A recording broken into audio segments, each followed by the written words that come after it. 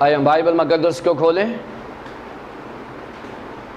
Bible مقدس میں سے مقدس پالوس رسول کا تھموتھیوس کے نام دوسرا خط، اس کا 3 باب، اس کی پہلی آیت سے 9ویں آیت تک۔ کلام مقدس میں سے مقدس پالوس رسول کا تھموتھیوس کے نام دوسرا خط، اس کا 3 باب، پہلی آیت سے 9ویں آیت تک۔ کلام مقدس میں یوں مرقوم ہے: لیکن یہ جان رکھ کہ اخیر زمانے میں برے دن آئیں گے، کیونکہ آدمی خود غرض، زردوست، شیخی باز، مغرور، بدگو، ماں باپ کے نافرمان، ناشکر، ناپاک، طبعی محبت سے خالی، سنگ دل، تہمت لگانے والے، بے ضبط، تند مزاج، نیکی کے دشمن، دغا باز، ڈھیٹ، گھمنڈ کرنے والے، خدا کی نسبت عیش و عشرت کو زیادہ دوست رکھنے والے ہوں گے۔ وہ دینداری کی وضع تو رکھیں گے مگر اس کے اثر کو قبول نہ کریں گے۔ ایسوں سے بھی کنارہ کرنا۔ انہی میں سے وہ لوگ ہیں جو گھروں میں دبے پاؤں گھس آتے ہیں اور ان چھچوری عورتوں کو قابو میں کر لیتے ہیں جو گناہوں میں دبی ہوئی ہیں اور طرح طرح کی خواہشوں کے بس میں ہیں، اور ہمیشہ تعلیم پاتی رہتی ہیں مگر حق کی پہچان تک کبھی نہیں پہنچتی۔ اور جس طرح کہ یونیس اور یمبریس نے موسیٰ کی مخالفت کی تھی، اسی طرح یہ لوگ بھی حق کی مخالفت کرتے ہیں۔ یہ ایسے آدمی ہیں جن کی عقل بگڑی ہوئی ہے اور وہ ایمان کے اعتبار سے نامقبول ہیں، مگر اس سے زیادہ نہ بڑھیں گے، مگر اس سے زیادہ نہ بڑھ سکیں گے، اس واسطے کہ ان کی نادانی سب آدمیوں پر ظاہر ہو جائے گی جیسے ان کی بھی ہو گئی تھی۔ خداوند کے کلام کے پڑھے اور سنے جانے پر خداوند کی برکت ہو، آمین۔ پاسبانی خطوط کے تفسیری مطالعہ کے سلسلے میں آج ہمارا 28واں لیسن ہے، جبکہ دوسرا تھموتھیوس کی تفسیر کرنے کے لیے آج ہمارا 9واں لیسن ہے، کیونکہ پاسبانی خطوط میں ہم نے پالوس رسول کے پہلے خط کو جو تھموتھیوس کو لکھا گیا، پھر تھموتھیوس کے نام دوسرے خط کو اور تیتس کے نام خط کو، یہ 3 جو خطوط ہیں یہ پاسبانی خطوط کہلاتے ہیں۔ ان کو ہم نے ایک پیکج بنایا ہوا ہے، اور پاسبانی خطوط کی تفسیر کے سلسلے میں آج ہمارا 28واں لیسن ہے، اور تھموتھیوس کے نام دوسرے خط کے مطالعہ کے سلسلے میں آج ہمارا 9واں لیسن ہے۔ یہ جو پاسبانی خطوط ہیں ان کو 3 وجوہات کی بنا پر پاسبانی خطوط کہا جاتا ہے۔ نمبر 1 یہ ہے کہ یہ خطوط جو ہیں یہ پاسبانوں کو ایک معیاری زندگی اور معیاری پاسبان بننے کے لیے لکھے گئے ہیں کہ کس طرح سے ایک پاسبان اپنی طرز زندگی میں اور اپنے کردار میں اور اپنی لائف میں ایک معیاری پاسبان کیسے بن سکتا ہے۔ یہ پہلی وجہ ہے کہ اس کو پاسبانی خطوط کہا جاتا ہے۔ دوسری وجہ یہ ہے کہ ان خطوط میں پاسبانوں کی ذمہ داریوں کو فوکس کیا گیا ہے کہ پاسبان کو کن کن ذمہ داریوں کو اور کیسے نبھانا ہے۔ یہ دوسری وجہ ہے کہ ان خطوط کو پاسبانی خطوط کہا جاتا ہے۔ تیسری وجہ اس کی یہ ہے کہ ان خطوط میں کلیسیائی نظم و ضبط کی بات کی گئی ہے کہ کلیسیا میں کیسے عبادات کو کروانا ہے، کس طرح سے کلیسیائی انتظام کو چلانا ہے، اور انتظام کا جو معیار ہے وہ ان خطوط میں دیا گیا ہے۔ یہ تین وجوہات ہیں جن کی وجہ سے ان خطوط کو پاسبانی خطوط کا نام دیا گیا ہے۔ اب جب ہم دوسرے تیموتھیوس کا مطالعہ کر رہے ہیں تو میں نے بتایا تھا کہ ایک بات ذہن میں رکھ لیں کہ یہ خطوط جو ہیں، خاص طور پر یہ تیموتھیوس کا جو خط ہے، یہ اس وقت لکھا گیا ہے جب مقدس پالوس رسول اپنی زندگی کے آخری حصے میں رومن کی قید میں ہیں، یعنی رومن گورنمنٹ کی قید میں ہیں، اور ایک خیال کے مطابق یہ خط ان کا آخری خط ہے ان کی زندگی کا، کیونکہ اس خط کے لکھنے کے بعد انہیں اور لکھنے کا شاید موقع نہ ملا، اور رومن ایمپرر نیرو نے مقدس پالوس کے سر کو قلم کروا دیا، اور یہ ان کی آخری تصنیف ہے، اور یہ آخری باتیں ہیں جو مقدس پالوس رسول نے ایک باپ ہونے کے ناطے، ایک استاد ہونے کے ناطے اپنے ایک نوجوان خادم کو، جس کی عمر 35 سال کے قریب 30 اور 35 کے درمیان ہے، اس کو یہ لکھے ہیں، اور بہت ساری ایسی ہدایات کی ہیں کہ وہ بھی مقدس پالوس رسول کی طرح ایک معیاری خادم بن سکے۔ اور اس میں کوئی شک نہیں ہے کہ ان خطوط کی بنا پر کلام نے اثر کیا ہے، اور مقدس تیموتھیوس بھی ایک معیاری پاسبان کے طور پر ہسٹری میں نمایاں رہا ہے۔ اور آپ جانتے ہیں کہ 80 سال کی عمر میں جب وہ افسس کی دیوی ڈائنا کا دن منا رہے تھے تو مقدس تیموتھیوس اپنی اسٹڈی میں بیٹھ کر، اپنے روم میں بیٹھ کر بائبل کا مطالعہ کر رہا تھا، تو وہ یہ برداشت نہیں کر سکا کہ خداوند یسوع مسیح کے علاوہ کسی کو خدا مانا جائے، جبکہ وہ ڈائنا کو خدا مان رہے تھے، اس کی پوجا کر رہے تھے، اور وہ اپنی بزرگی میں وہ گلی میں گیا، اس نے ڈائنا کو اور اس جلوس کو روکا، اور اس کا نتیجہ کیا ہوا کہ انہوں نے اس کو پیٹنا شروع کر دیا، یہاں تک پیٹا کہ وہ خداوند کے پاس جا پہنچا۔ یہ وہ غیرت ہوتی ہے جب انسان کے اندر روحانیت ہوتی ہے، جب انسان کے اندر کلام ہوتا ہے، تو پھر انسان اپنی پرواہ نہیں کرتا۔ یہ کانٹیکسٹ ہے۔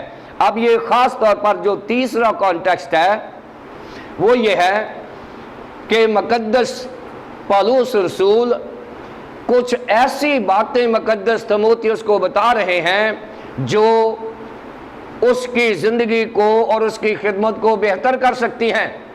اور کبھی تو اس کو کہا جاتا ہے کہ خیال کرنا کوئی تیری جوانی کی حقارت نہ کرنے پائے، کبھی اس کو کہا جاتا ہے کہ جوانی کی خواہشوں سے بھاگ، کبھی اس کو کہا جاتا ہے کہ تو فالس ٹیچرز کے ساتھ تکراری نہ ہونا، بہت ساری نصیحتیں کی جاتی ہیں۔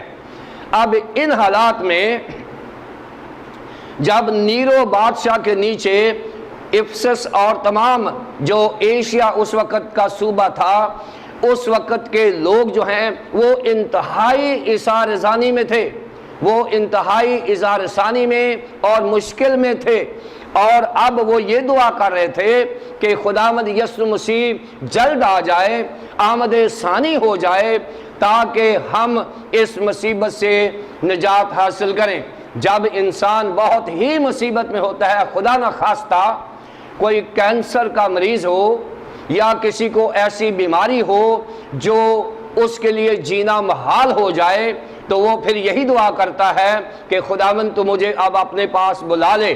اور یہی حالات جو ہیں وہ اس وقت کے مسیحیوں کے ہو چکے ہیں، کیونکہ مسیحی جو ہیں وہ مسیحی زندگی بسر کرنے کے لیے انتہائی مشکل میں ہیں، اور وہ اظہار ثانی میں ہیں، اور وہ دعا کر رہے ہیں کہ خداوند اس سے پہلے کہ نیرو ہمیں مروا دے اور ہم ختم ہو جائیں، کیونکہ نیرو کا جو مشن تھا، یہ جو رومن ایمپرر نیرو ہے، اس کا جو مشن تھا وہ یہ تھا کہ میں نے اس مسیحیت کو اور بائبل مقدس کو اور مسیحی ایمان کو ختم کر دینا ہے، یہ اس کا مشن تھا. اور اس نے بہت سارے مسیحیوں کو قتل کروا دیا تھا، اور لیڈرز کو، پطرس رسول کو اس نے مروایا، مقدس پولس رسول کو اس نے مروایا. اور اس طرح سے جب لیڈر مرنے لگے تو عام مسیحی جو ہیں وہ گھبرا گئے. تو انہوں نے یہ کہا کہ خداوند اس سے پہلے کہ ہمیں نیرو مروا دے، تو آ جا اور ہمیں اپنے ساتھ لے جا. یہ حالت ہو گئی ہے. یہ وہ حالات ہیں جن میں مقدس پولس رسول نے یہ تیسرا باب لکھنا شروع کیا ہے. تیسرے باب میں اس نے کہا ہے، لیکن یہ جان رکھ کہ اخیر زمانے میں برے دن آئیں گے. اب جب خداوند یسوع مسیح کا صعود ہوا تھا، اگر آپ اعمال کی کتاب دیکھیں، پہلے باب کی 6 آیت سے 11ویں آیت تک دیکھیں، تو وہاں پر خداوند یسوع مسیح کا صعود فرمانا جو ہے اس کا بیان کیا گیا ہے.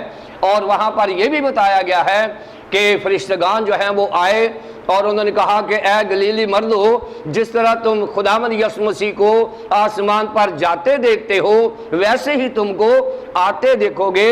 اور لوگوں نے اس کے جانے کے بعد ہی فوری طور پہ خداوند یسوع مسیح کی آمد ثانی کا انتظار کرنا شروع کر دیا تھا کہ شاید وہ 40 دن کے بعد آ جائے گا، یا وہ 40 سالوں کے بعد آ جائے گا، یا 400 سالوں کے بعد آ جائے گا. یہ جو امید ہے یہ امید رہی. اس نے کہا تھا کہ میں ضرور آؤں گا. خدا کے اپنے وقت ہوتے ہیں، خدا کی اپنی ایک عمر ہوتی ہے جس میں وہ کام کرتا ہے، خدا کا اپنا وقت ہوتا ہے جس میں وہ کام کرتا ہے.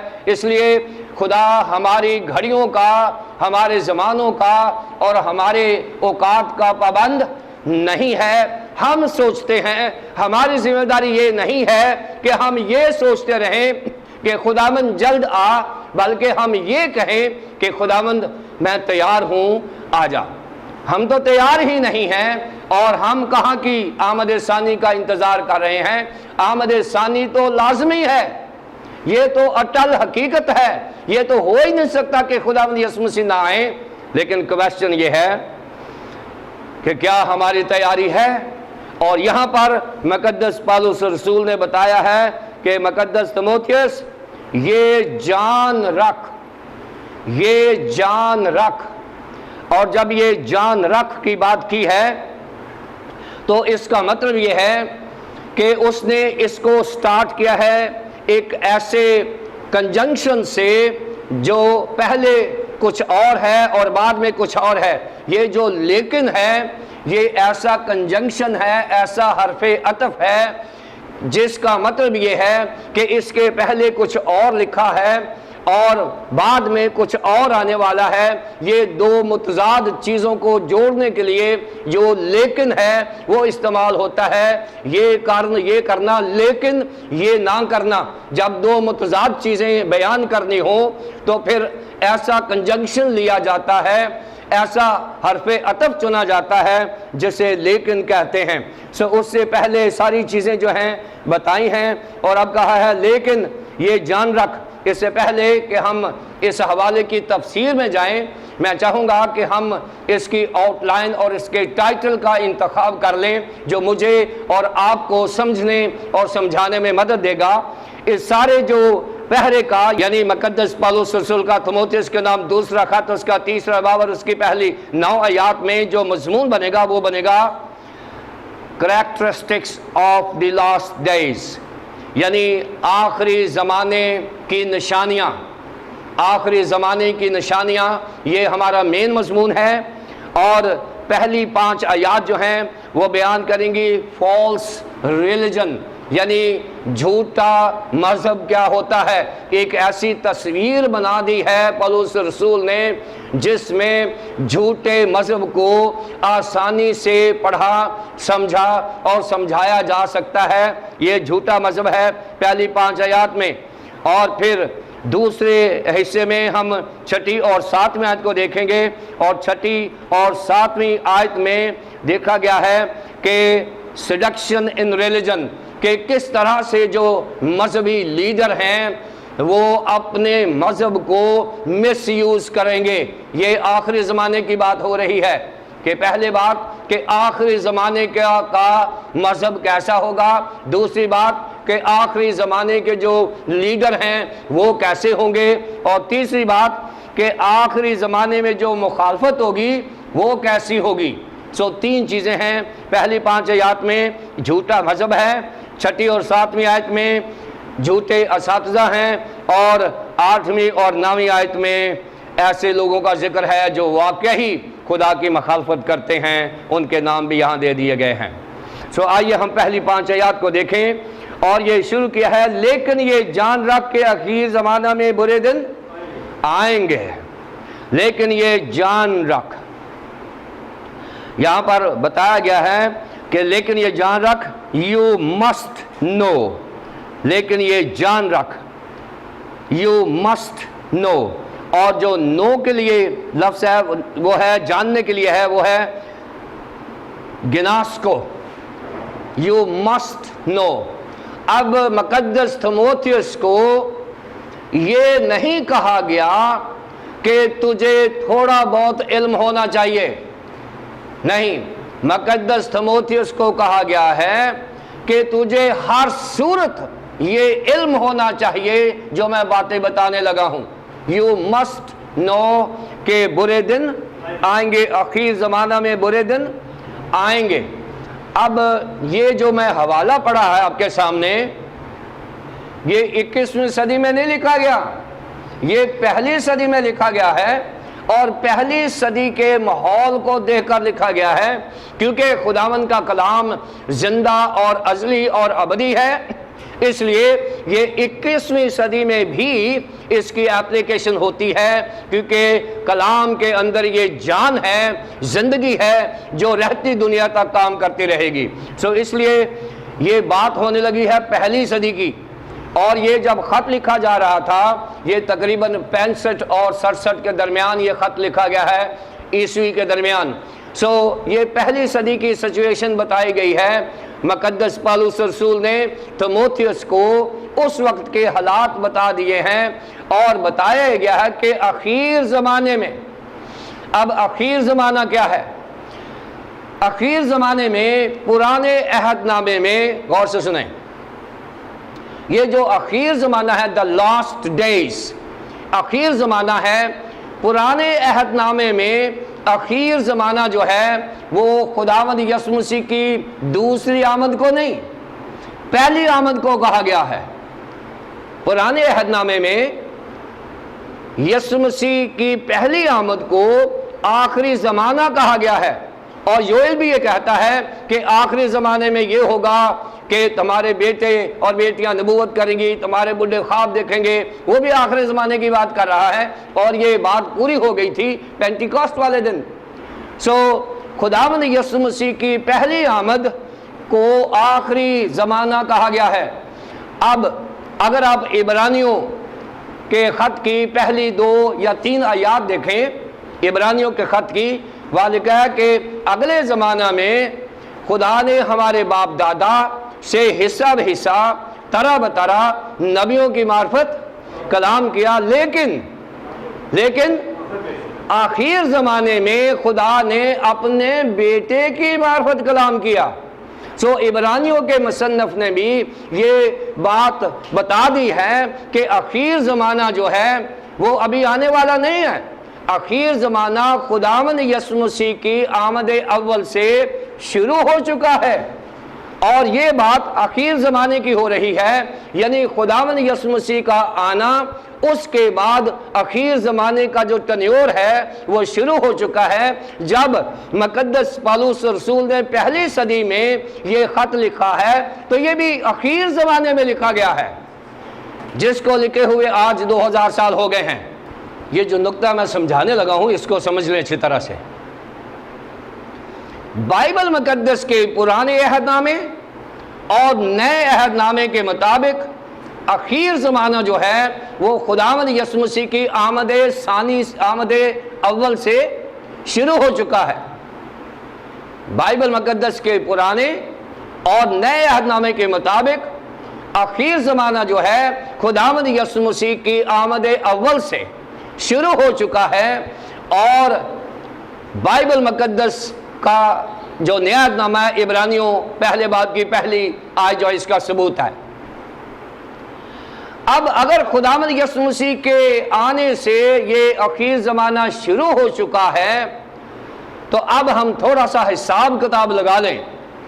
پیدائش کی کتاب کے جو پہلے 11 ابواب ہیں، ڈسپینشلسٹ جو زمانوں کا مطالعہ کرتے ہیں وہ یہ کہتے ہیں کہ پیدائش کے پہلے باب سے لے کر 11 باب تک جو زمانہ ہے یہ 2000 سال کا عرصہ ہے۔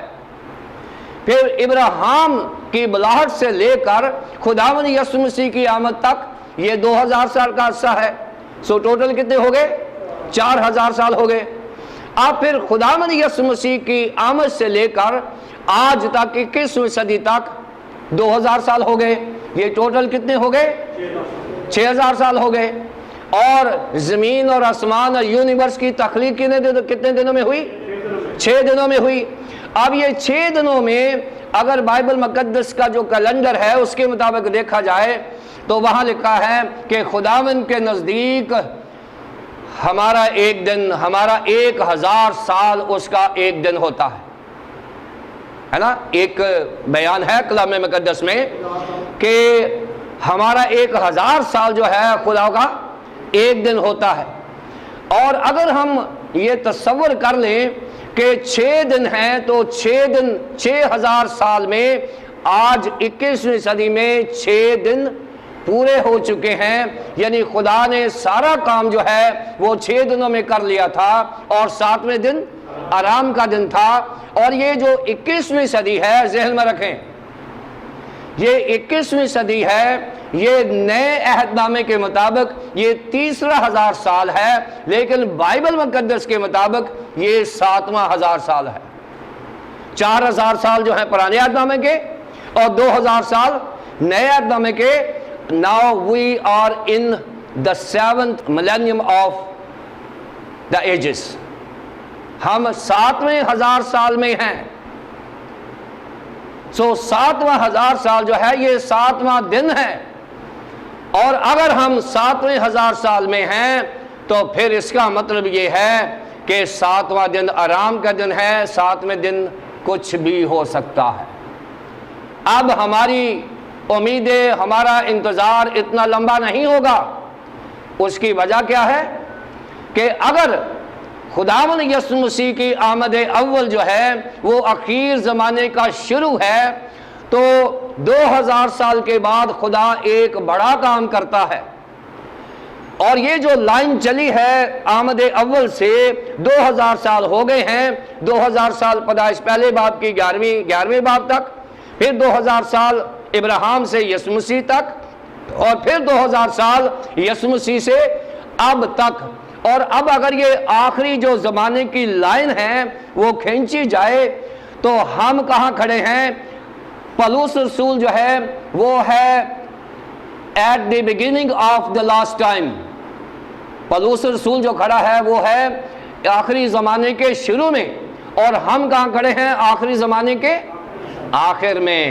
سو یہ ہمارے لیے زیادہ سنجیدگی کی بات ہو گئی ہے کہ ہم جو مسیحی ہیں 21ویں صدی کے، ہم آخری زمانے کے آخر میں کھڑے ہیں۔ We are at the end of the end times. سو ہم سنجیدہ ہیں، ہم زیادہ اور زیادہ سیریس ہو جائیں اس لیے، اور پھر یہ خط لکھا گیا ہے۔ لیکن یہ جان رکھ کہ اخیر زمانے، جس کی میں نے تشریح کی ہے کہ اب ہم اخیر زمانے کے آخر میں ہیں، برے دن آئیں گے۔ اب یہ برے دن کون سے ہیں؟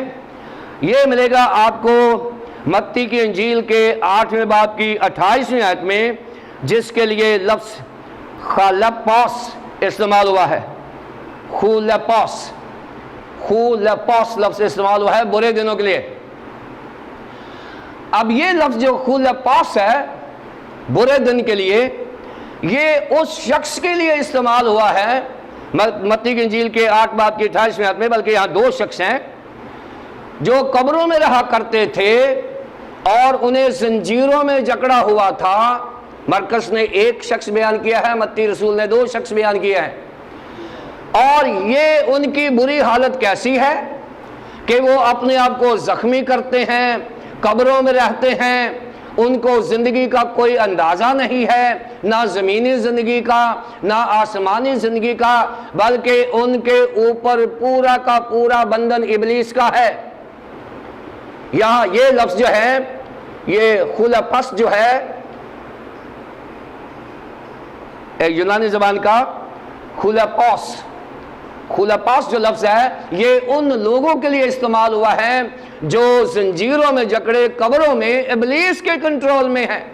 سو یہاں پالوس رسول بتانا کیا چاہ رہا ہے؟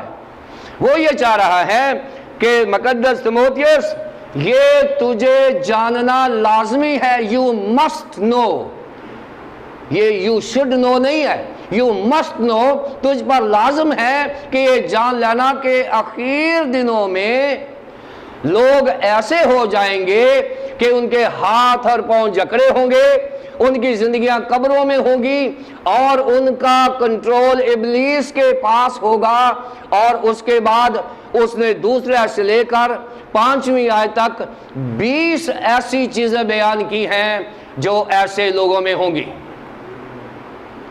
20 ایسی چیزیں ہیں جو ایسے لوگوں میں ہوگی جو اخیر دنوں میں ہوں گے، اور میں اور آپ اخیر زمانے کے لوگ ہیں۔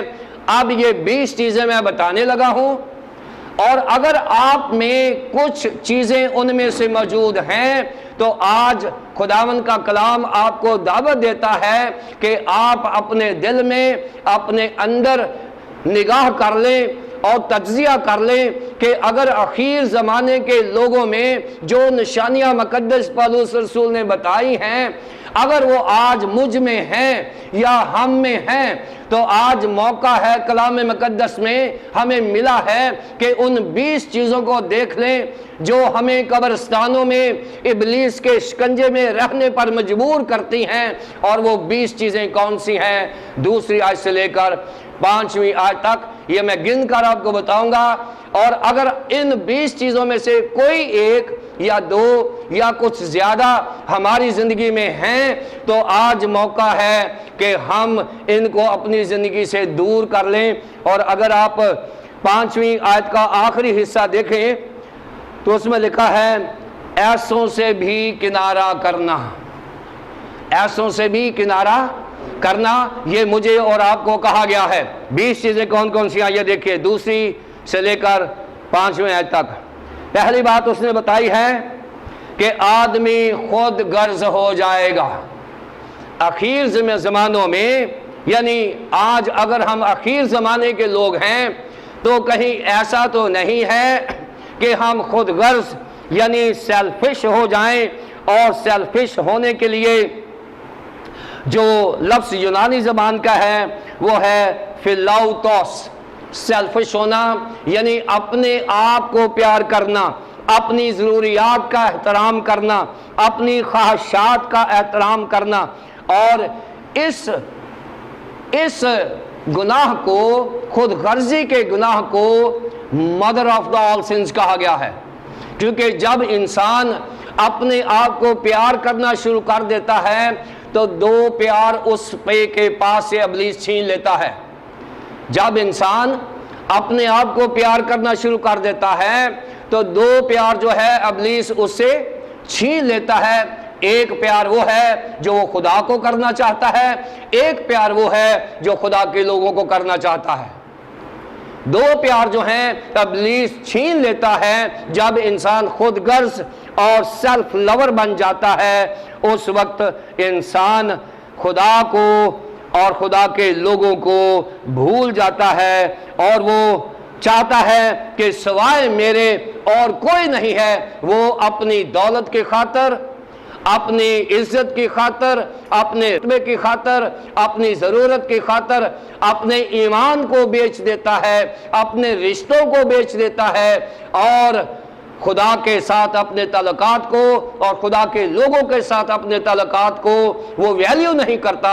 وہ صرف خود غرض ہوتا ہے، اور خود غرض جو انسان ہوتا ہے یہ آخری زمانے کی علامت ہے۔ اور آج 21ویں صدی میں بہت سے ایسے لوگ ہیں جو چند نفع کی خاطر، چند کوڑیوں کی خاطر اپنے ایمان کو بیچ دیتے ہیں اور خدا کا انکار کر دیتے ہیں، اور اپنے ذاتی لالچ میں آ کے وہ بڑے بڑے عہدوں کا سودا کرتے ہیں، اس لیے کہ وہ چاہتے ہیں کہ بس میں ہی میں ہوں، اور وہ خدا اور خدا کے لوگوں کو کوئی قدر کی نگاہ سے نہیں دیکھتے۔ یہ پہلی بات ہے، انسان خود غرض ہو جائے گا، زردوست، انسان منی لور ہو جائے گا، منی لور ہو جائے گا۔ اور میں نے بتایا تھا کہ یہ جو دوسری خوبی ہے زردوست، یعنی انسان لور آف منی ہو جائے گا۔ اور یہ جو دولت کی ہوس ہے، اس میں کیا ہوتا ہے کہ انسان دولت کو اپنا خدا بنا لیتا ہے، دولت پر اپنا ایمان فٹ کر لیتا ہے۔ اور یہ کب بات کہی گئی مقدس تیموتھیوس کو؟ جب افسس کی جو کلیسیا ہے وہ اس دور میں تھی جب افسس شہر کو سونے کی چڑیا سمجھا جاتا تھا۔ افسس میں بہت بڑا بزنس تھا، یہ کوسٹ تھا، یہ پورٹ تھی اور یہ سی پورٹ تھا۔ اس وجہ سے مقدس پالوس رسول نے کہا ہے کہ سارا شہر زردوستی میں ڈوبا ہوا ہے۔ تیموتھیوس، افسس کا سارا شہر دولت پرست ہے، دن اور رات افسس کی جو پرستش ہے وہ دولت کی ہوتی ہے۔ سو میں تجھے کہتا ہوں کہ اپنے مسیحیوں کو بتا دینا کہ دولت پر ایمان رکھنے سے ہم دولت مند تو ہو جائیں گے لیکن ہم نجات یافتہ نہیں ہو سکتے۔ مقدس پالوس رسول نے یہ ساری پہلی صدی کی سچویشن کو مقدس پالوس رسول پر ظاہر کیا ہے، اور آج 21ویں صدی کی بھی سچویشن جو ہے اتنی تبدیل شدہ نہیں ہے، کیونکہ آج بھی دولت کی ہوس بہت بہت بڑے نقصانات ہم بہت سارے ڈراموں میں دیکھتے ہیں کہ دولت کے لیے سگے بھائی کو، سگی بہن کو، سگی ماں کو، سگے باپ کو موت کے گھاٹ اتار دیا جاتا ہے۔ دولت کی ہوس، ارے بھائی یہ دولت یہاں ہی رہ جانی ہے۔ جو بھی ہم گیت گاتے ہیں کہ اچے محل چبارے تیرے، ہورنا نے مل لینے نے، باہر تینوں وچ اجاڑا چھوڑ اکیلا جاون گے۔ سو یہ جو ہماری زندگی ہے، ہماری مرنے کے بعد تو ہم کسی اجاڑ میں چلے جائیں گے، قبرستان میں چلے جائیں گے، یہ اچے محل چبارے یہاں ہی رہ جائیں گے۔ اس لیے اپنے گھر آسمان پر تعمیر کریں، دولت ہمارے ساتھ نہیں جائے گی۔ مسیحیوں کو نصیحت کی گئی ہے، اس لیے ہمیں ایک دعا سکھائی گئی ہے، یسوع مسیح نے ہمیں سکھائی ہے کہ ہمارے ہر روز کی روٹی آج ہمیں دے۔ اس نے وعدہ کیا ہے کہ آپ کو ہر روز کی روٹی مل جائے گی، ضرور ملے گی، لیکن کل کی روٹی نہیں ملے گی۔ کل کی روٹی پھر اگلے دن جب آج بن جائے گا وہ ملے گی۔ اس لیے کل کے لیے فکر نہ کرو، کل کے لیے فکر نہ کرو، کیونکہ کل اپنے لیے آپ فکر کرے گا۔ اس لیے کلام مقدس کے حصوں پر ضرور غور کیا کریں، یہ بائبل ہمارے لیے ہے، اور اگر ہم بائبل مقدس کے حوالوں پر، ٹیکسٹ پر اس کو سمجھیں گے، سمجھائیں گے تو پھر ہم زردوست نہیں رہیں گے۔ پھر اس کے بعد شیخی باز جو ہوتا ہے بوسفل، اور یہ ایلازون لفظ اس کے لیے استعمال ہوا ہے۔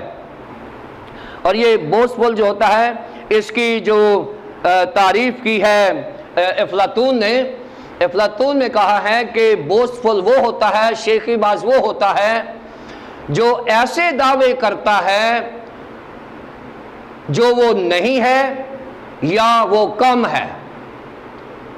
یعنی ایسا دعویٰ کرنا، یعنی آپ ڈاکٹر نہیں ہیں، آپ کیا دیتے ہیں جی میں ڈاکٹر ہوں، یہ وہ دعویٰ ہے جو آپ نہیں ہیں تو آپ نے کیا ہوا ہے۔ یا آپ کہتے ہیں جی میں نے ماسٹر کیا ہوا ہے اور آپ نے میٹرک کیا ہوا ہے، اور آپ بوسٹ کرتے ہیں۔ یہ بوسٹ کرنا آخری زمانے کی علامت ہے۔ اسی لیے تو آج ہر جگہ پہ بشپ صاحبان نظر آتے ہیں، ہر جگہ ڈاکٹر صاحبان نظر آتے ہیں۔ کیوں؟ اس لیے کہ آخری زمانے کی نشانی ہے، یہ بری بات نہیں ہے، یہ تو وہ حقیقت ہے کہ غیر ضروری طور پر ڈاکٹر بن جانا، غیر ضروری طور پر راتوں رات بڑے بڑے عہدے حاصل کر لینا۔ ارے بھائی میں نے بتایا تھا کہ بائبل مقدس میں جو عہدہ یسوع مسیح اور خدا کے لوگوں نے خدا کے لوگوں کو دیا ہے وہ ہے مرد خدا۔ مرد خدا وہ عہدہ ہے جو آج کسی کے پاس نہیں ہے اس دنیا میں، اور اگر کسی کو کوئی مرد خدا کہتا ہے، پولس رسول نے تیموتھیوس کہا ہے مگر تو ہے مرد خدا۔ اور مرد خدا یہ وہ ٹائٹل ہے جو زمین پر ہمیں آج لینا ہے۔ ڈاکٹر سے ہم نجات یافتہ نہیں ہوں گے، مرد خدا سے ہم ضرور ہم نجات یافتہ ہو جائیں گے۔ اس لیے افلاطون یہ کہتا ہے کہ اس چیز کا دعویٰ کرنا جو ہم نہیں ہیں یہ بوسٹ کرنا ہے۔ اس لیے بائبل مقدس نے اس کو بری طرح سے کنڈیم کیا ہے کہ وہ دعویٰ نہ کریں، شیخی نہ ماریں۔ شیخی مارنے والا آخری زمانے کی علامت ہوتا ہے، یہ بتایا گیا ہے۔ مغرور ہونا، مغرور ہونا، دیکھیں خدا زمین پر اگر کسی کا مقابلہ کرتا ہے تو وہ مغرور شخص ہے۔ خدا کسی کا مقابلہ نہیں کرتا، خدا مغروروں کا مقابلہ کرتا ہے مگر حلیموں کو، فروتنوں کو توفیق بخشتا ہے۔ خدا جو ہے وہ مغروروں کا مقابلہ کرتا ہے۔ اس لیے ہمیں مغرور نہیں ہونا، ہمیں پراؤڈ نہیں ہونا، کیونکہ پراؤڈ شخص جو ہے وہ خداوند کی مخالفت میں گنا جاتا ہے۔ اس کے بعد بدگو، اور یعقوب جو خداوند کا بندہ ہے، خداوند کا غلام ہے، اس نے اپنے خط کے 3 باب میں پہلی 12 آیات میں زبان کے اوپر کنٹرول کرنا، مسیحی اثاثہ اور مسیحی خوبی بیان کیا ہے۔ اور بدگو جو ہوتا ہے وہ کرسچن نہیں ہوتا۔ اس لیے جو کرسچن بدگوئی کرتے ہیں آج یہ سمجھ لیں کہ آپ آخری زمانے کے اس لسٹ میں ہیں جو بائبل مقدس میں بیان کی گئی ہے۔ اس لیے آج ہمیں شارٹ لسٹ کرنا ہے اپنے آپ کو۔ یہ جو لسٹ ہم نے دیکھی ہے اس میں سے ہم نے شارٹ لسٹ ہونا ہے آج، اور اگر میں خود غرض ہوں تو مجھے اس میں سے نکلنا ہے، زر دوست ہوں مجھے اس میں سے نکلنا ہے، شیخی باز ہوں مجھے اس میں سے نکلنا ہے، مغرور ہوں مجھے اس سے آزادی حاصل کرنا ہے، اور بدگو ہوں مجھے اپنی زبان کو مسیحی زبان کرسچن ٹنگ ہم نے بنانی ہے، تاکہ کرسچن ٹنگ جو ہوتی ہے وہ کرسچن لینگویج بولتی ہے۔ کرسچن ٹنگ جو ہوتی ہے وہ کرسچن لینگویج بولتی ہے، نان کرسچن ٹنگ جو ہے وہ کرسچن لینگویج نہیں بول سکتی۔ اپنی زبان کو کرسچنائز کریں، صبح اٹھتے ہی اپنی زبان کو مسا کریں کہ خداوند آج میرے سے کوئی ایسا گناہ نہ ہو جائے جو بدگوئی کے زمرے میں آئے۔ یہ ہمارے اوپر ذمہ داری ہے، اور اگر ایسا ہے تو یا تو آپ ٹھیک کر لیں یا اپنے آپ کو آخری زمانے کی لسٹ میں شامل کر لیں کہ یہ شمار ان کا ہے، بدگو کا، جو آخری زمانے کی لسٹ میں ہیں۔ اب نوجوان بیٹوں اور بیٹیوں کے لیے بات کر دی گئی ہے کہ نافرمان، ماں باپ کے نافرمان، یعنی انہوں نے بائبل مقدس کے جو احکام اشرع ہیں اس میں سے 5ویں حکم کا انکار کر دیا ہے، اور یہ صریحاً خدا کی مخالفت ہے۔ ماں باپ کے نافرمان ہونا یہ آخری زمانے کی علامت ہے۔ آج ان تمام بیٹوں اور بیٹیوں کو جن کے پاس ماں باپ ہیں، اگر آج آپ ماں باپ کے نافرمان ہیں تو بائبل مقدس آپ کو اس لسٹ میں شامل کرتی ہے جو اخیر زمانہ میں ہیں۔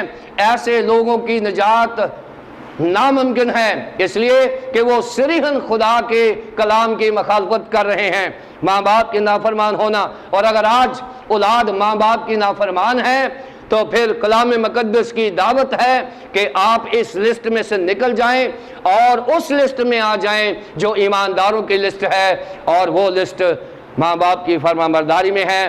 جو لوگ ماں باپ کے فرمانبردار ہیں وہ خدا کے بھی فرمانبردار ہوں گے، کیونکہ جب انسان ماں باپ کا نافرمان ہوتا ہے تو یہ اس کی ڈیمنسٹریشن ہے کہ وہ خدا کا بھی فرمانبردار نہیں ہے، یہ اس کا ثبوت ہے۔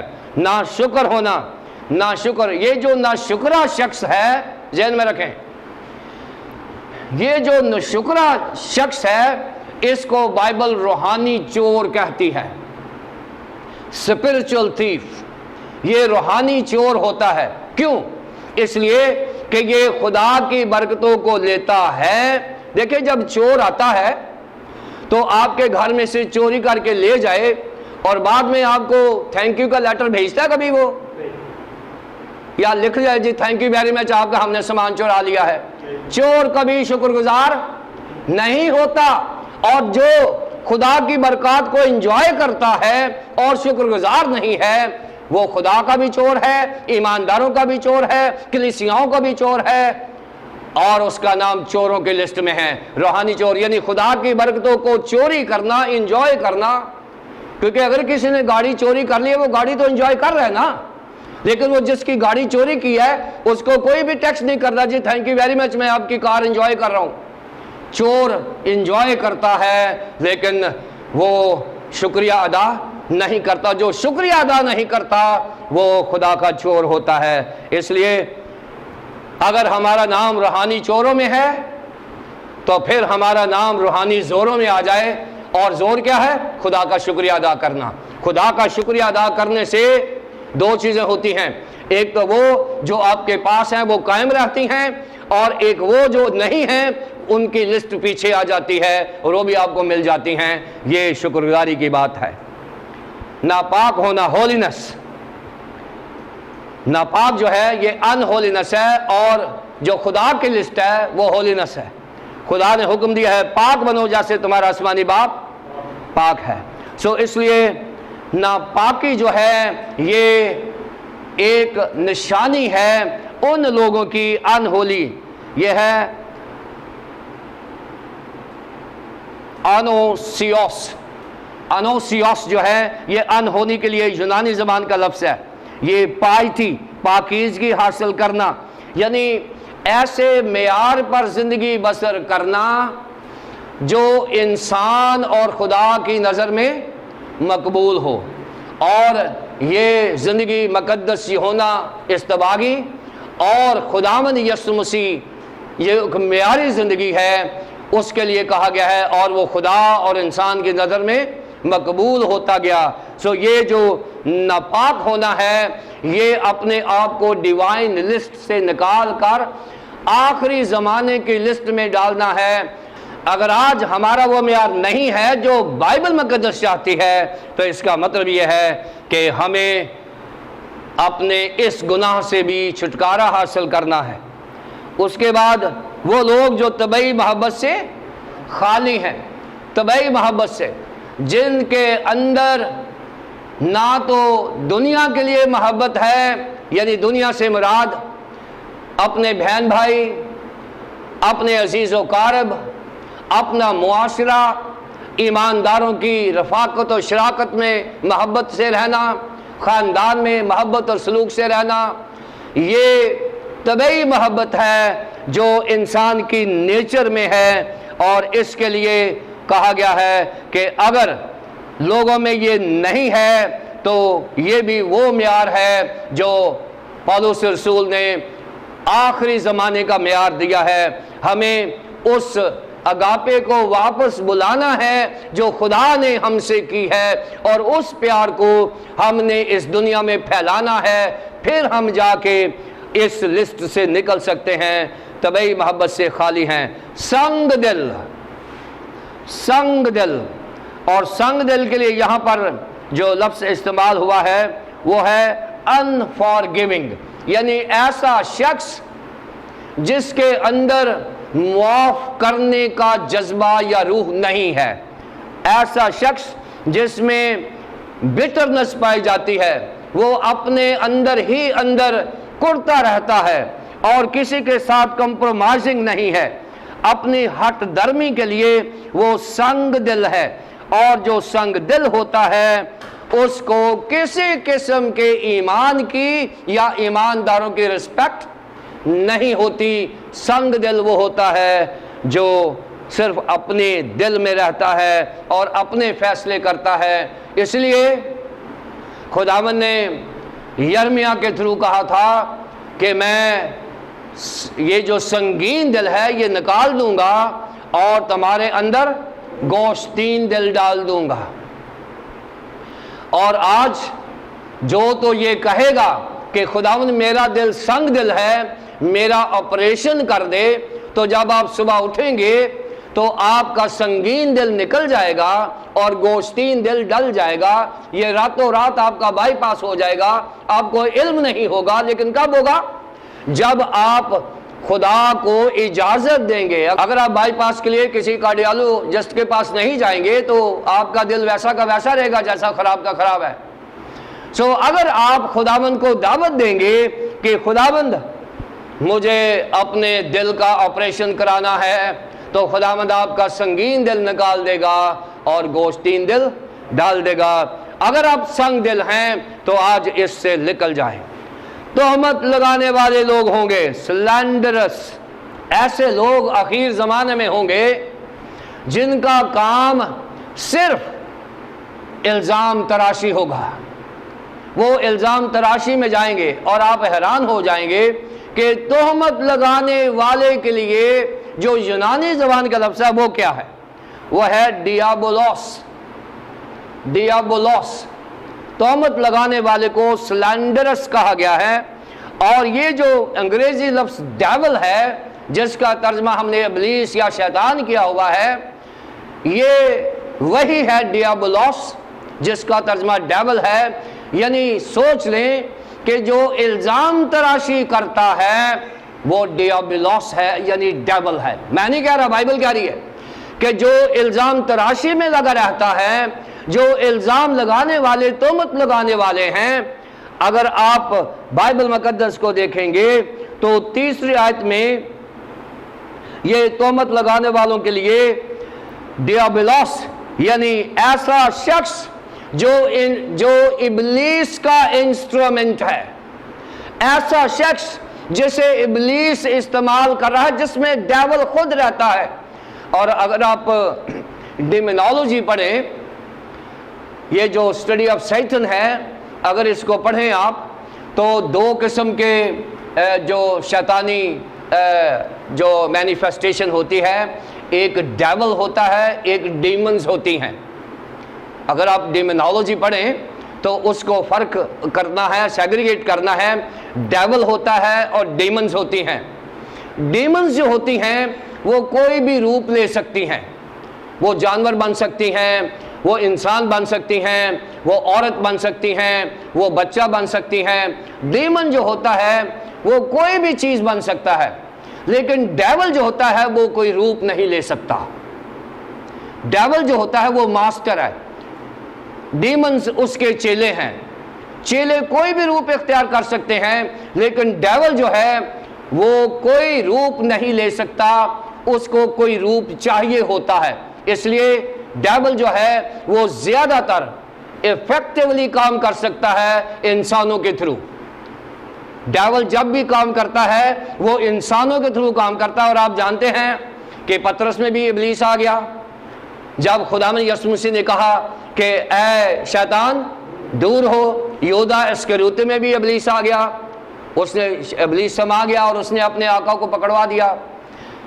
ڈیول جو ہوتا ہے وہ انسانوں کے تھرو کام کرنا زیادہ پسند کرتا ہے۔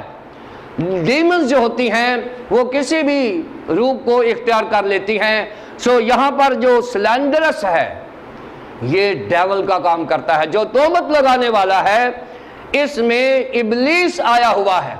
सो लिहाजा जो तोहमत लगाने वाला है, मैं आज बाइबल मुकद्दस की तरफ से उसे दावत दूंगा कि जिसकी ये आदत बन चुकी है इल्ज़ाम तराशी, वो किसी पासबान के पास जाए और दुआ करवाए ताकि इब्लीस से निजात हासिल करे, क्योंकि उसमें पक्का डेविल है जो तोहमत लगाता है। मैं नहीं कह रहा, बाइबल मुकद्दस कह रही है इल्ज़ाम लगाने वालों के बीच में डेविल रहता है, उनके रूहानी ट्रीटमेंट की ज़रूरत है, स्पिरिचुअल ट्रीटमेंट होनी चाहिए उनकी।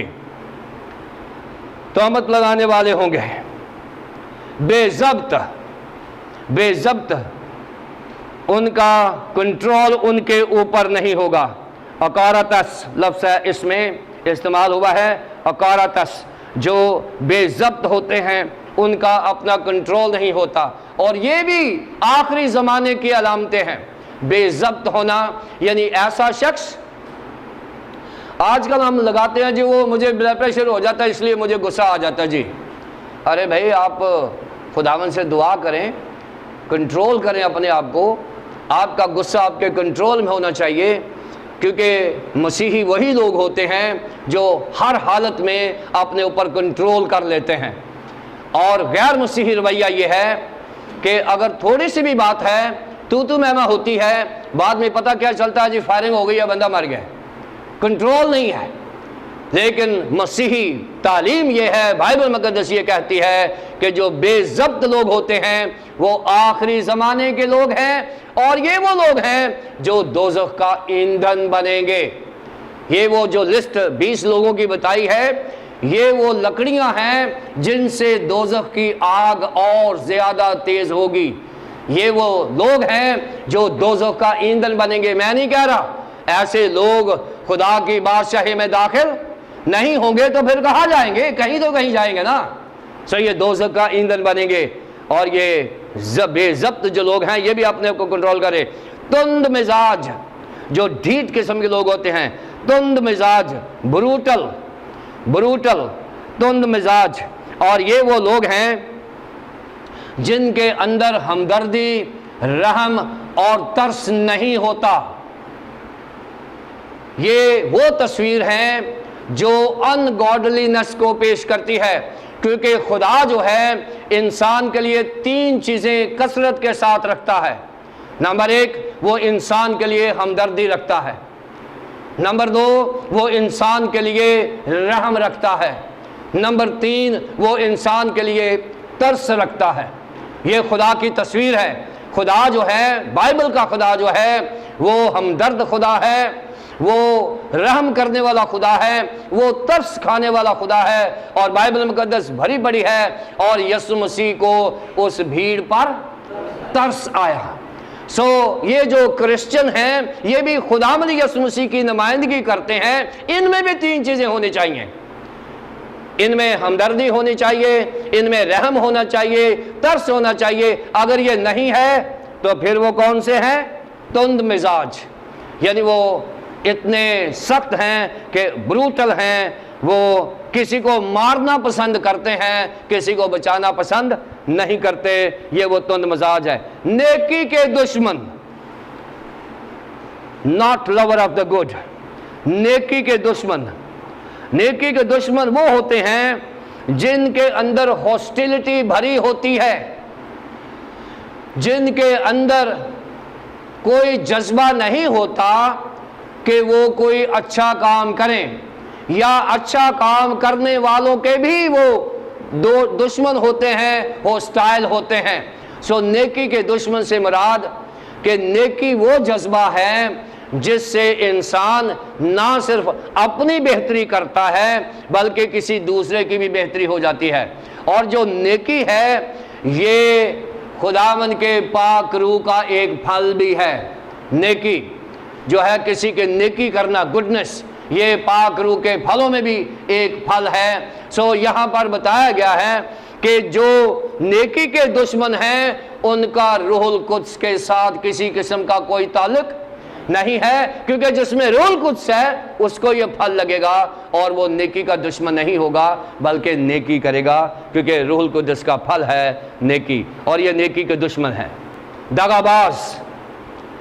دغاباز، ٹریچرس، اس کے لیے پروڈوتس لفظ استعمال ہوا ہے، پروڈوتس۔ اور جو ٹریٹرز ہوتے ہیں، جو ٹریچرس ہوتے ہیں، دغاباز ہوتے ہیں، وہ لوگ ہوتے ہیں جو اپنے استاد کو، اپنے مالک کو بھی دشمنوں کے حوالے کرنے سے نہیں ڈرتے، اور یہ لفظ استعمال ہوا ہے یہودا اسکریوتی کے لیے۔ دغاباز، یہودا اسکریوتی صرف چند سکوں کے لیے ہے، چند سکوں کے لیے۔ اس کے بارے میں لکھا ہے کہ وہ چور تھا، ہے نا، بائبل نے اس کو کہا ہے وہ چور تھا، وہ خدا کی برکتیں لیتا تھا، انجوائے کرتا تھا، لیکن خدا کا شکریہ ادا نہیں کرتا تھا، وہ چور تھا، روحانی چور تھا، ویسے بھی چور تھا۔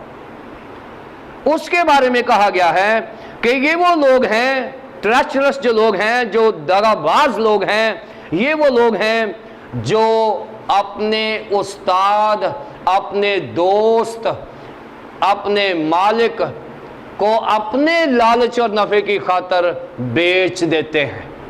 یہ وہ لوگ ہیں جو آخری زمانے میں ہوں گے، دغاباز تے خونی قیدی کدی ادی عمر نہ پاوے۔ ڈھیٹ، دغاباز کے بعد ہے ڈھیٹ، اور یہ ہوتا ہے ریش، پروپیتس لفظ اس کے لیے استعمال ہوا ہے۔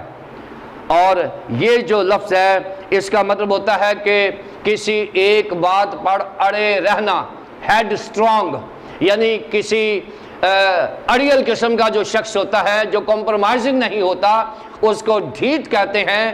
اور اگر ہم کسی شخص کو منانے کی کوشش کر رہے ہیں، 3-4 لوگ ایلڈر صاحبان کسی ایک ایسے ایلڈر کو منانے گئے ہیں کہ نہیں بھائی یہ کنونشن ہم نے کرنی ہی کرنی ہے، یہ خدا کے جلال کے لیے ہے، وہ کہتا جی میں نے نہیں یہ کنونشن ہونے دینی، تو اگر نہیں مانتا ہم کہتے یہ بڑا ٹھیٹ آدمی ہے۔ یہ ڈھیٹ قسم کا آدمی ہوتا ہے جو اڑا رہتا ہے اپنے فیصلوں پر اور ایمانداروں کے ساتھ کمپرومائز نہیں کرتا۔ ایسا شخص بھی آخری دنوں میں گنا جاتا ہے، اس لسٹ میں آتا ہے ڈھیٹ۔ گھمنڈ کرنے والا، گھمنڈ کرنے والا، گھمنڈ کرنے والا ہوتا ہے lover of pleasure rather than lover of God، lover of pleasure rather than، گھمنڈ کرنے والا یعنی یہ وہ لوگ ہیں conceited، یہ وہ لوگ ہیں جو سینسلیس لوگ ہوتے ہیں۔ گھمنڈ کرنے والا یعنی ایسا شخص جو کسی چیز پر غرور کرتا ہے، گھمنڈ کرتا ہے۔ کنسیٹڈ اس کے لیے لفظ استعمال ہوا انگریزی میں ہائی مائنڈڈ، غرور کی طرح سے ہے۔ سینسلیس اس کے لیے استعمال ہوا ہے یعنی جس میں اپنی عقل نہیں ہوتی، اور وہ نہ ہی کسی اور چرچ کو قبول کرتا ہے، اور وہ چرچ کے لیے مشکل کا سبب بنتا ہے۔ یہ جو گھمنڈ کرنے والا ہوتا ہے یہ حلیمی کے اگینسٹ ہے، اور ایسا شخص جہاں پر بھی ہوگا وہ کلیسیا کے لیے مشکل کا سبب ہوگا۔ خدا کی نسبت عیش و عشرت کو زیادہ دوست رکھنے والے ہوں گے، اور یہ 18ویں جو چیز ہے وہ ہے کہ یہ خدا کی نسبت اپنی عیش و عشرت، اپنے پلیجر کو زیادہ پسند کرنا پسند کریں گے۔ یہ اپنی آسائشوں کو، اپنی خواہشوں کو زیادہ رسپیکٹ کریں گے بنسبت خدا کے۔ اور 5ویں آیت میں ہے لکھا وہ دینداری کی وجہ تو رکھیں گے مگر اس کے اثر کو قبول نہیں کریں گے۔ 19ویں چیز یہ ہے وہ دینداری کی وجہ تو رکھیں گے، وہ ریلیجس لگیں گے لیکن ہپوکریٹ ہوں گے، ریاکار ہوں گے۔ وہ لگیں گے کہ یہ تقریباً 18 چیزیں رکھنے کے بعد وہ پھر بھی اپنے آپ کو کہیں گے کہ ہم تو کلیسیا میں بڑا کام کر رہے ہیں، ہم تو دیندار ہیں، ہم تو ایماندار ہیں۔ وہ ایسا لگنے کی کوشش کریں گے لیکن اس کے اثر کو قبول نہیں کریں گے۔ وہ خدا کے لوگوں کی بات نہیں مانیں گے، اس لیے کہ وہ چاہیں گے کہ وہ صرف اور صرف اپنی ہی ذات۔ یہ جو 20 چیزیں میں نے بتائی ہیں یہ نوٹس بھی آپ کے پاس ہوں گے، ہم کمپیوٹر پہ بھی لگا دیں گے۔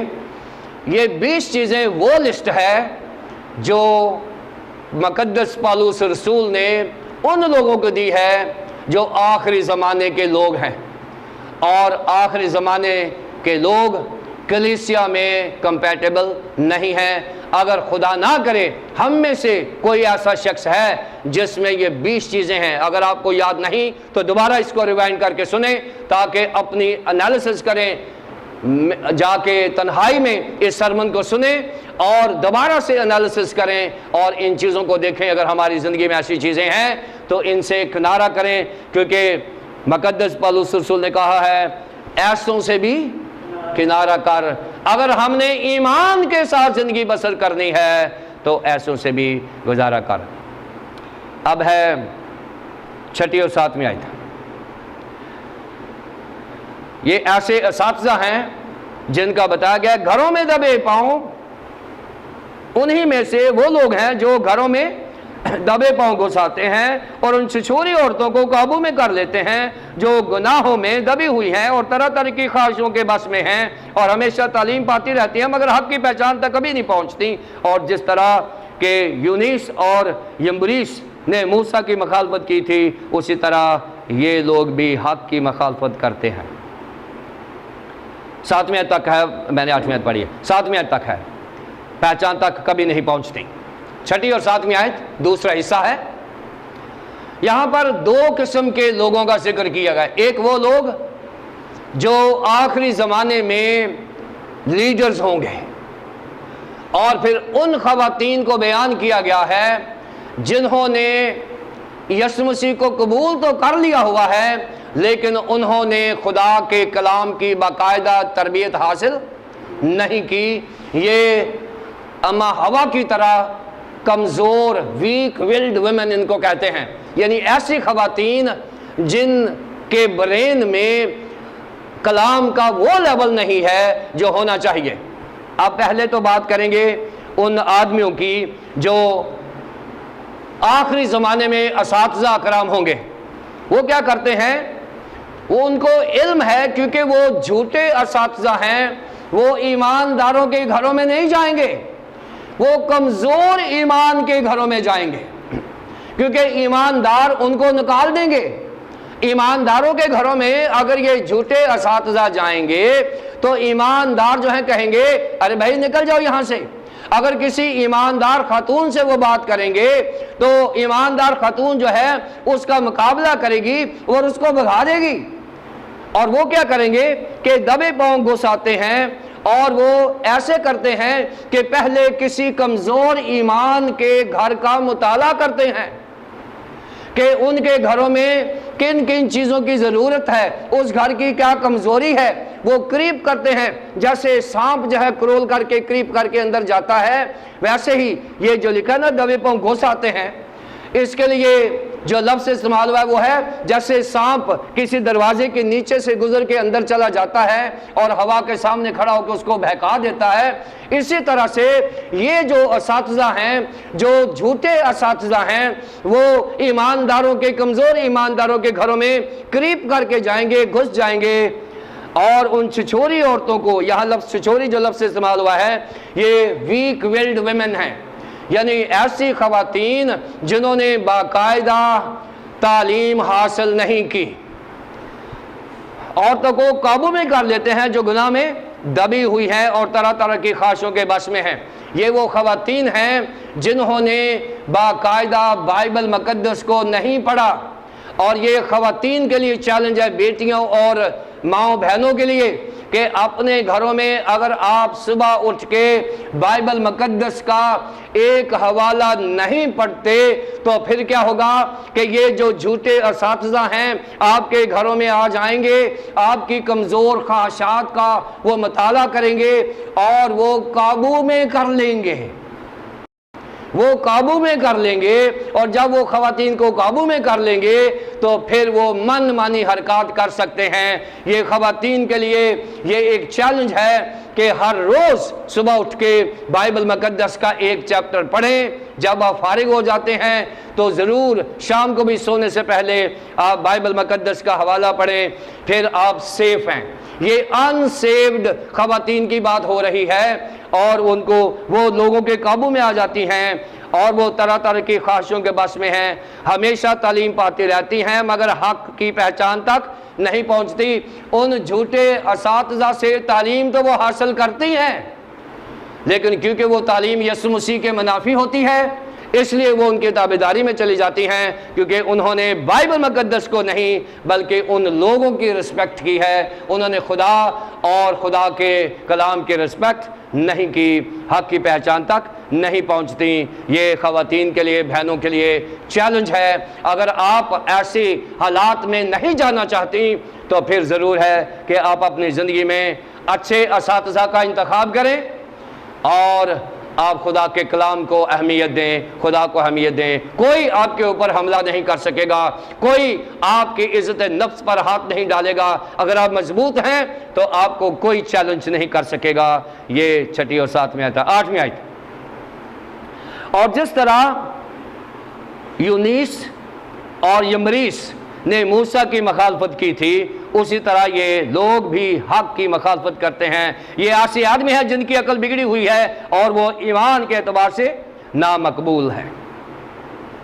یہ تیسرا سا ہے، یعنی اپوننٹس آف گاڈ، خدا کی مخالفت کرنے والے لوگ.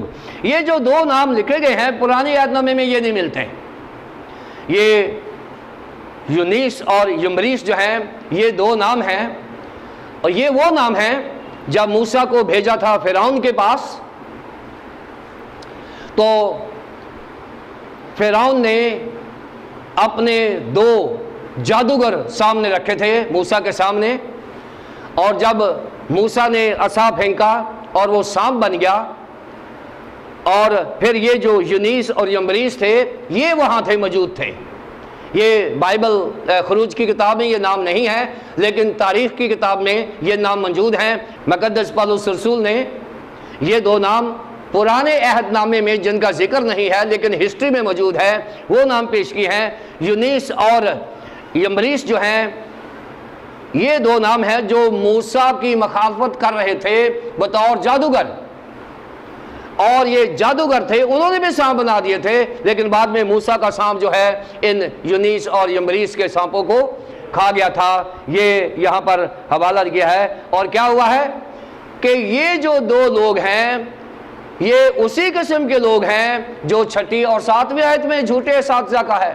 یعنی جھوٹے استادوں کو بھی جادوگر کہہ دیا گیا ہے کہ یہ جادو کر لیتے ہیں، یہ ہپنوٹائز کر لیتے ہیں چھچوری عورتوں کو، ویک ویلڈ خواتین کو، یہ اپنے جھوٹے سٹنٹ کرتے ہیں، اور پھر کیا ہوتا ہے کہ ان کو قابو میں کر لیتے ہیں. اور انہی میں سے جیسے یونیس نے اور یمبریس نے موسیٰ کے دور میں مخالفت کی تھی فرعون کے ساتھ مل کر، اسی طرح یہ جو لوگ ہیں جو 6 اور 7 آیت میں ہیں بھی حق کی مخالفت کرتے ہیں. ایسے آدمی ہیں جن کی عقل بگڑی ہوئی ہے، جن کے پاس یہ 20 کی 20 جو نشانیاں ہیں موجود ہیں جو پہلی 4-5 آیات میں بیان کی گئی ہیں. یہ ایسے لوگ ہیں جن کے پاس یہ لسٹ موجود ہے، مگر اس سے زیادہ نہ بڑھ سکیں گے، اس واسطے کہ ان کے نادانی سب آدمی پر ظاہر ہو جائے گی جیسے ان کی بھی ہو گئی تھی.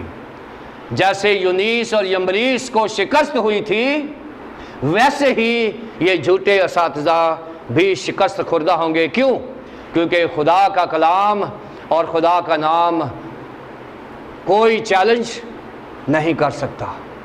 اس لیے مقدس پولس رسول نے آج تیموتھیوس کے وسیلے سے ہم پر یہ بات عیاں کر دی ہے کہ آخری زمانے میں برے دن آئیں گے، اور ان برے دنوں میں لوگ ابلیس کے کنٹرول میں ہوں گے. ان میں یہ 20 چیزیں ہوں گی جو موجود ہیں، اور وہ جائیں گے کلیسیاؤں کو تباہ و برباد کریں گے جیسے یونیس اور یمبریس نے کیا تھا. لیکن ذہن میں رکھیں کہ قوم بنی اسرائیل بڑی فتح مندی کے ساتھ ملک مصر سے نکل کے موعودہ ملک میں آ گئی تھی. اسی طرح ہم بھی اگر خدا کے کلام کے ساتھ رہیں گے تو ہم بھی موعودہ ملک یعنی نئے یروشلم میں داخل ہو جائیں گے. خدا مجھے اور آپ کو ایسی فتح مندی کی زندگی عطا فرمائے. آمین.